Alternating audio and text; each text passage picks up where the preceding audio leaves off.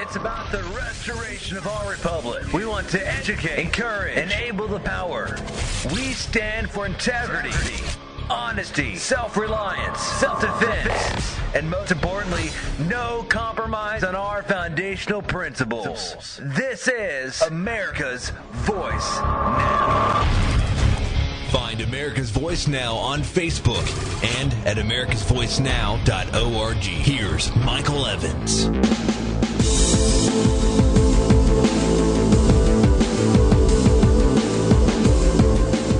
Good morning, America. You're listening to America's Voice Now, live. Thanks for taking the time to join with us this morning. We appreciate you.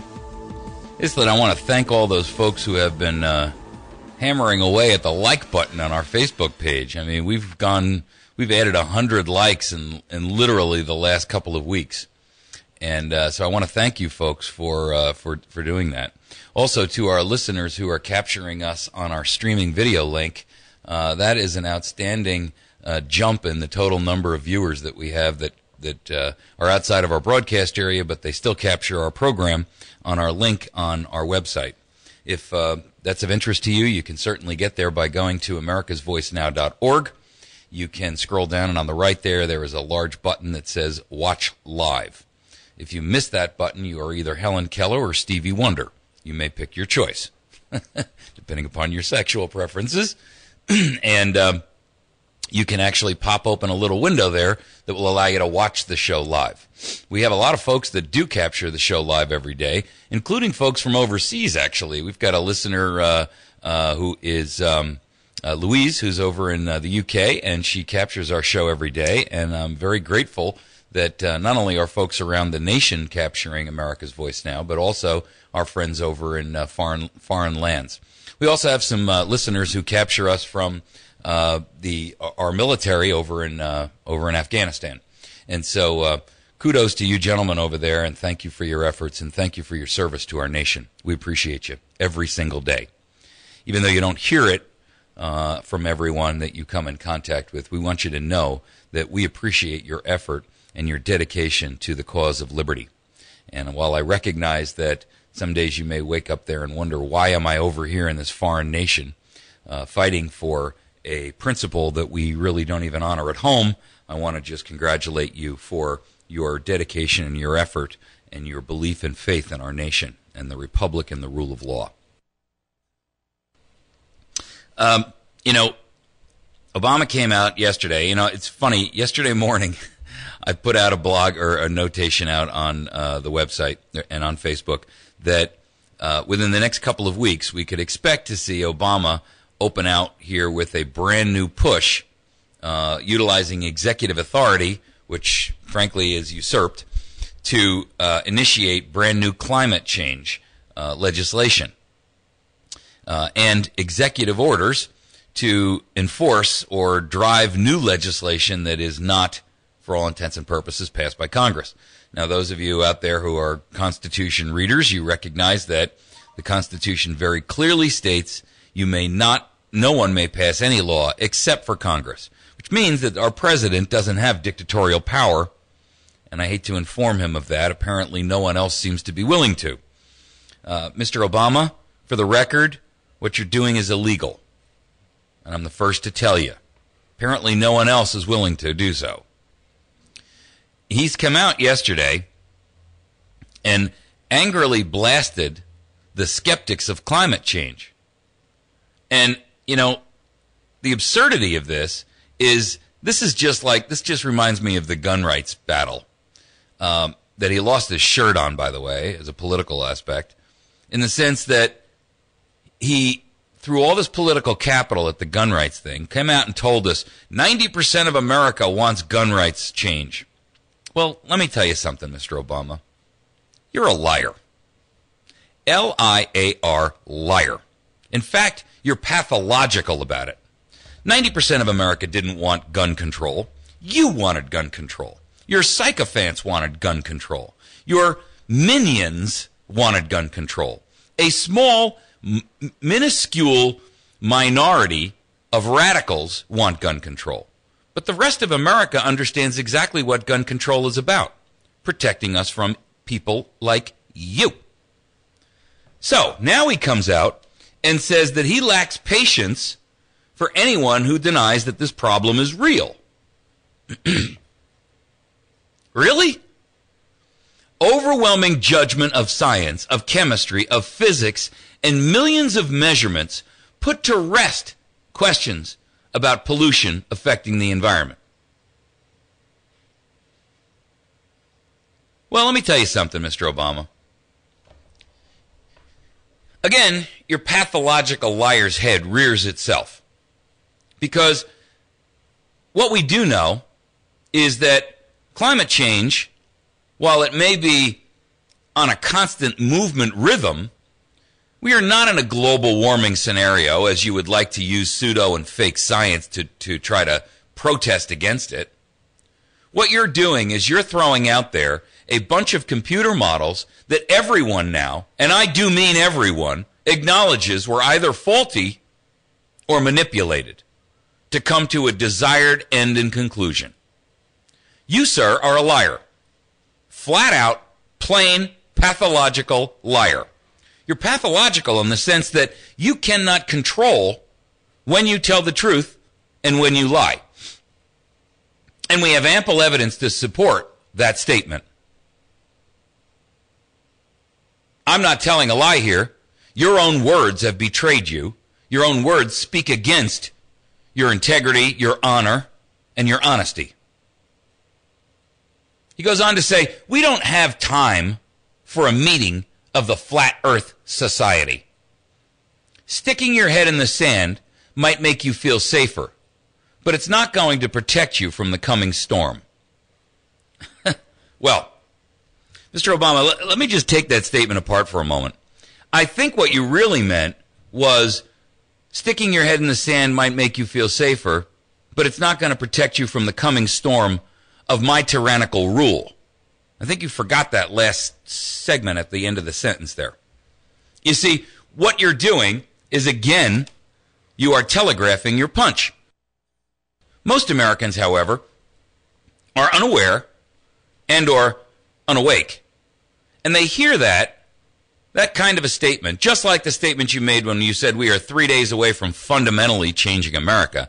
And they say, he can't possibly mean that. He's not really a Marxist. He's not really a socialist. He's just dedicated. Well, for the record, let me dismay your sycophants.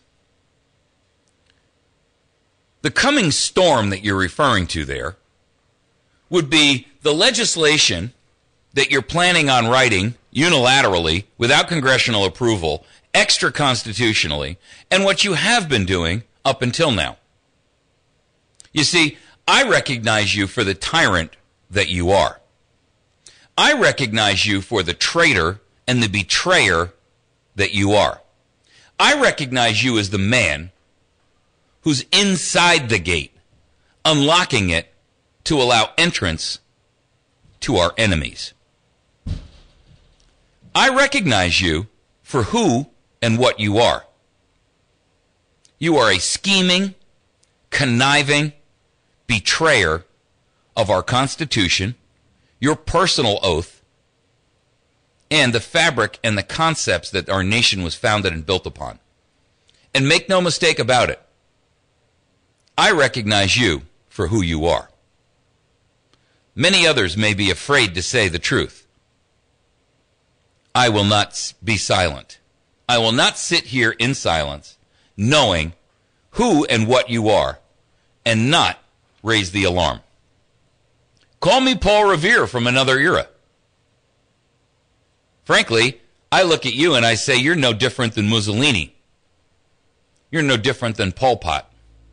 You're no different than Chairman Mao.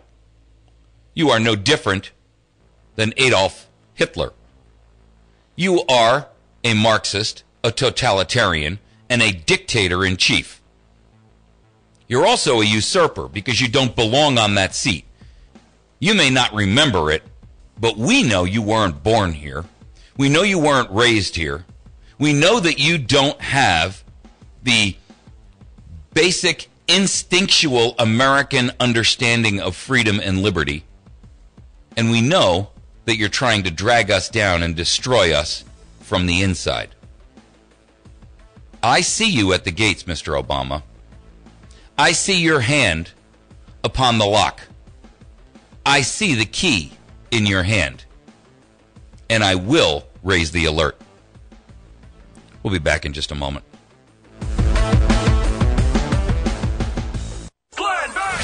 Heaven knows how to fix a proper price on something as celestial as freedom. That's Thomas Paine from The American Crisis. But the words before that are, these are the times that try men's souls. I believe the Republic is what the Republic is today because you're still standing.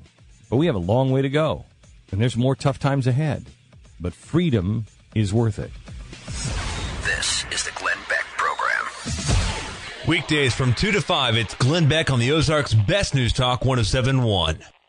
The Battery Station in West Plains is your headquarters for getting and being prepared. Natural disasters, civil unrest, personal and family protection, long-term sustenance, and most importantly, peace of mind. Berkey bottles and home-sized water purification systems, survival food, MREs, freeze-dried food, survival knives, lanterns, ammunition, military sleep system, and of course, batteries of all shapes and sizes. Take charge of your own survival and security. The Battery Station, 303 Washington and West Plains, 417-257-7799 or batterystation.com.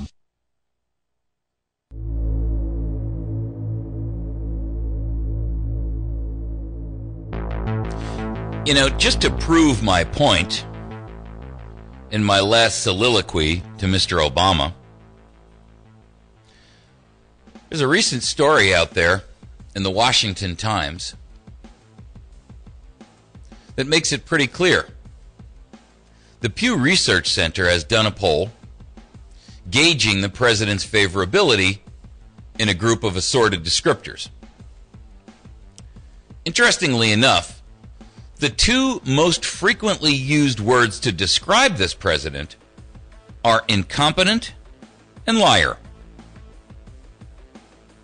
I'm not surprised. Slowly but surely, Americans of all stripes, all colors, all shapes, all sizes, all ethnicities, all political ideologies are coming to recognize you for whom you are. You're now trying to shove immigration down our throats, climate change, surveillance, gun running, not only to Mexico, but also to the Muslim Islamic extremists who hate us, and you're arming them. You're funding both sides of a war that doesn't exist or shouldn't exist. It only exists because you continue to keep it going. You are padding your cronies' pockets at the expense of taxpayers in a rate that has never, ever before been seen. You are doing the bidding of your master, sir. And we all know it. Most don't have the cojones or the brass to stand up and say it. I don't know why. I get it. You've got an immeasurable power. You can sick the IRS on your enemies. You can sick the DHS on your enemies. You can sick the NSA on your enemies. You can monitor this program, my phone calls, all the internet traffic. I get it. I get it. But I also know that you cannot, for long, withstand the onslaught of the American people. At some point, you will have reached a tipping point in which America recognizes you for whom and what you are. Not just me, but the vast majority of America. And on that day, this nation will take itself back from you, from traitors like you, and we will actually, at some point, save our nation. I don't know when that day will be. I've called for it repeatedly. I insist that Americans rise up in a massive, peaceful, civil, disobedient fashion. In fact, I think I'm going to write that book. That's going to be its title. Massive, peaceful, civil disobedience. The plan to save America. Oh, I'm sure it won't get a whole lot of press. It won't get a whole lot of play. You own them too. You threaten, coerce, cajole. I understand. But I am given fortitude in my attitude and my beliefs. I'm given fortitude because I know a fellow by the name of Mark Twain. And he told me, in the beginning of change, the patriot is a scarce man. Brave, hated, and scorned. However, when his cause succeeds, the timid will join him. For then it costs nothing to be a patriot. I recognize that today I am a scarce man. I recognize today that I am hated and scorned by many. I recognize that the truth of what I say is oftentimes tried to be hidden, and to use Obama's words, the folks that are on his side are, quote, sticking your head in the sand, which might make you feel safer. But it's not going to protect you from the coming storm. Mr. Obama, the storm you refer to is the storm of tyranny. The storm I refer to is a storm of literally tens of millions of Americans standing up to preserve, reserve, and take back our nation. From the likes of you. From the likes of your traitor, your traitorous assistant, Valerie Jarrett. From the likes of Cass Sunstein and his diabolical and demonic plan for global domination. From the likes of Janet Napolitano, who was once a governor of a state and now the traitor to a nation. From the likes of Jack Lew, your dirty little money boy, who launders the money, washes it clean, and funds your treason and tyranny. To guys like Robert Mueller, the head of the FBI, who has the unmitigated gall to sit there in front of an entire judiciary or congressional committee and admit that he doesn't even know who the head investigator is in your IRS scandal. Just goes to show you how much interest he really has in it. To Eric Holder, your dear buddy, who is a betrayer and a traitor to everything that this nation stands for, every oath he has ever sworn, to our nation, to our states, to the basic concept of justice. He's a racist, a slanderer, a murderer, a conspiratorial member of your gang. He is a wicked and vicious animal at your leash. And you use him selectively. In fact, someday I wouldn't be surprised if you used him against me. Again. But I don't fear you. And I don't fear death. And I don't fear what you can do to me. Oh, I know you can make my life miserable. I know that many people will probably pay an extraordinary price for their patriotism and their defense of our nation, whether that's near or far. I know that my life is worth nothing. I know that I am a thorn in your side. I know that you want to scratch that itch.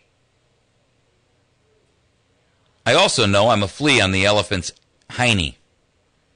And I get it. I'm one lone voice in the wilderness. But I don't fear you, and I don't fear death, and I don't fear imprisonment. I know, somehow, some way, justice, freedom, and liberty will prevail over you, over your friends, over your accomplices. You see, every American, someday, preferably sooner rather than later, will recognize you for what you are. I said before your last election that one day soon, right after the election, the mask would come off and America would see you for the evil monster that you are.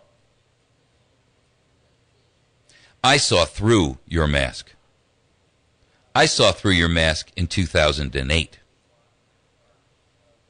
I could see through it as clearly as glass by 2012. Many are fooled by you, your fancy talk, your concepts, your way of being able to twist a word. I realize that. But even they will one day awake to find themselves in chains by you, the man they supported. It won't be long now, folks. It won't be long until America comes to the abrupt conclusion that we will have to take massive, peaceful, civil disobedient action to preserve our republic, lest we allow it to die. This patient is on a deathbed. We can just about hear the death rattle. We have the equipment. We have the knowledge. We have the means. We have the motive. And everyone is paralyzed in abject fear. No one is willing to stand up and say, "Let me in. I will save that patient." Instead, we stand there in abject horror as we see this man, Obama, his minions, his handlers, his bosses, sit there and continue to torture a man dying, a nation dying, a republic dying of abuse. Mr. Obama is against waterboarding. Yet he has absolutely no problem torturing an entire nation. He's against rendition. Yet he has absolutely no problem raping, pillaging, murdering, and torturing his own citizens. Unbelievable. Inexcusable.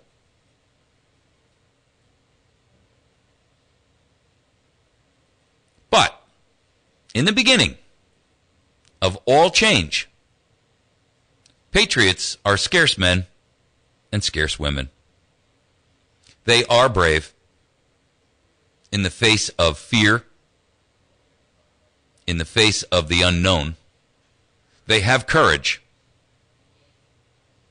They know that their cause is greater than themselves. They are hated and they are scorned. They are mocked. They are belittled. However, when their cause succeeds,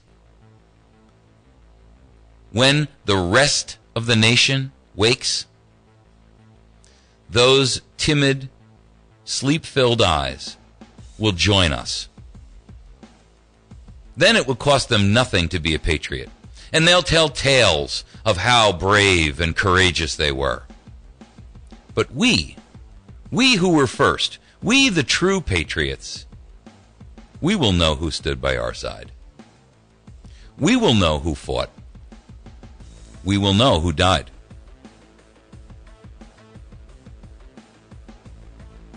Are you a patriot now? Or are you going to wait until the bitter end? Will you race up when the shooting is over and the smoke is cleared and the battle is done and say, I was part of that? Fox News Radio. I'm Chris Foster.